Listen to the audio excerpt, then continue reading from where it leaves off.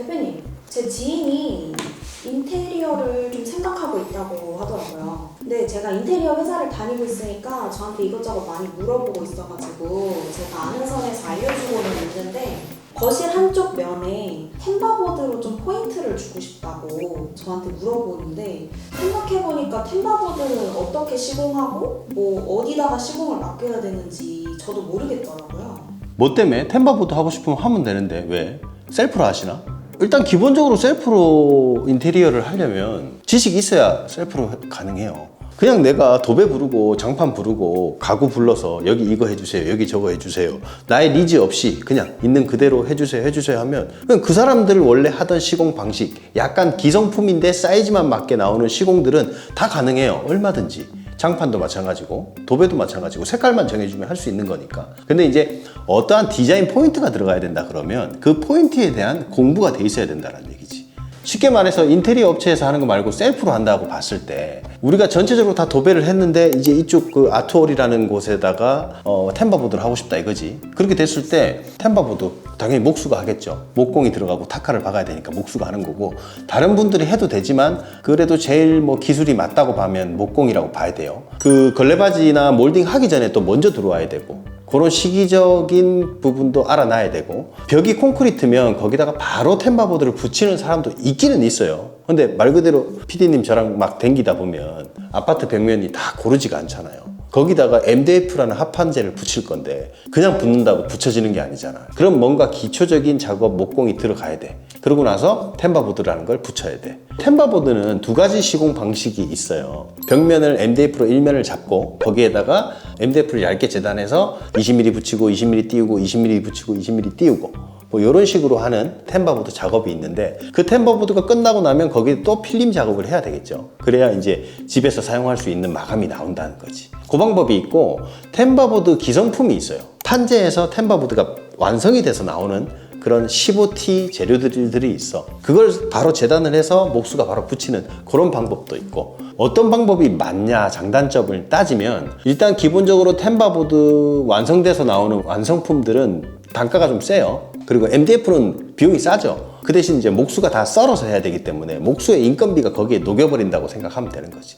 그리고 다음에 들어오는 필름 사장님들의 인건비가 있을 것이고, 그래서 제일 가성비로 따지면 기성품으로 만들어져 있는 판재 템바보드를 사서 붙이는 게 제일 좋은데, 이제 그 작업을 할 때 또 중요한 거는 자재를 내가 선택해야 돼. 목수는 하루 와서 일하는 거기 때문에 자기가 공부해서 여기에는 판재가 이 정도 들어갈 것이고 템바보드가 이 정도 들어갈 것이고, 내가 만약에 몰라가지고 계속 질문을 해. 그럼 그게 하루 만에 끝나? 안 끝나는 거죠. 그러면 또 한 품이 늘어가겠죠. 그런 거를 계속 계산을 해야 돼. 그런 걸 계산하려면 기본적인 지식, 그러니까 지식이 없는 상태에서는 그런 계산 자체가 안 나오는 거지. 그러면 이걸 차라리 인테리어 업체에서 맡겨서 해야 되는데, 인테리어 업체는 또 부분 시공을 안 해요.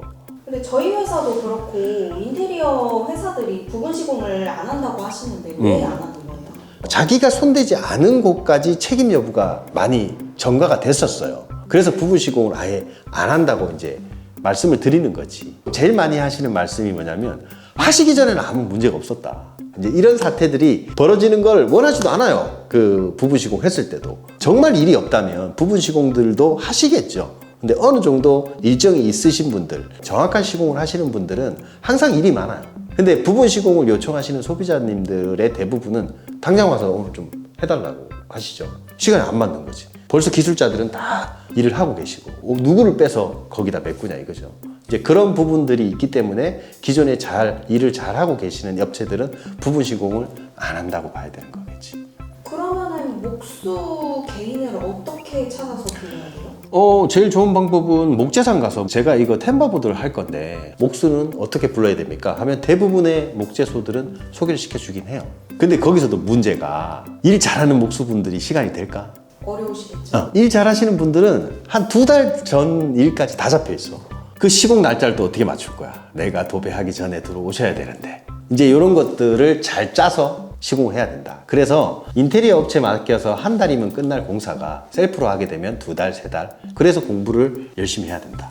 네, 아까 템바보드 완제품이 있다고 하셨잖아요. 이제 본인이 직접 구매해가지고 붙이는 영상들도 되게 많던데 그거는 좀 많이 힘들까요? 아니요. 조금만의 센스만 있다면 그 정도는 충분히 누구나 다 할 수 있어요. 단 내가 붙이고자 하는 벽면이 합판이나 석고로 부착이 돼 있을 때, 예를 들면 지금 우리 사무실 같은 경우는 석고로 돼 있잖아요. 여기에다가는 지금 직각이 딱 똑바로 잡혀있기 때문에 어떠한 부재를 붙이는 거는 아무나 할 수 있어요. 그런 상태로 작업을 한다 그러면 충분히 셀프로도 가능한데, 이제 연장을 빌려야 되겠죠. 그 템바보드는 피스로 못해요. 타카로 해야 되니까 타카를 하나 빌린다든지, 그 다음에 본드도 하나 사고 줄자도 하나 갖고 있고, 그 다음에 수평계도 있고, 그런 상태로 붙이면 충분히 가능하죠. 오늘 설명 들은 거 지인한테 그대로 전달을 할게요. 요즘 셀프 인테리어 굉장히 많이 하시고 충분히 좋은 방법이에요. 시공 방법 중에 자기 집을 자기가 손수하고 싶다라는 그런 니즈도 요즘 많이 느끼시고, 그리고 영상이나 뭐 인스타 사진도 너무 많고 공유가 되니까 충분히 할 수 있으니까 하면 되는데, 공부를 좀 해야 된다.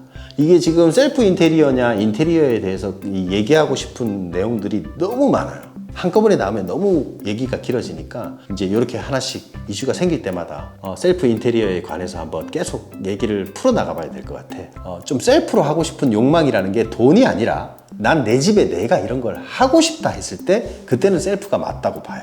그래서 이제 그거를 잘 좀 견뎌 봐가면서 셀프 인테리어냐 이제 인테리어를 맡기냐, 그거를 선택하는 게 가장 옳다고 봅니다.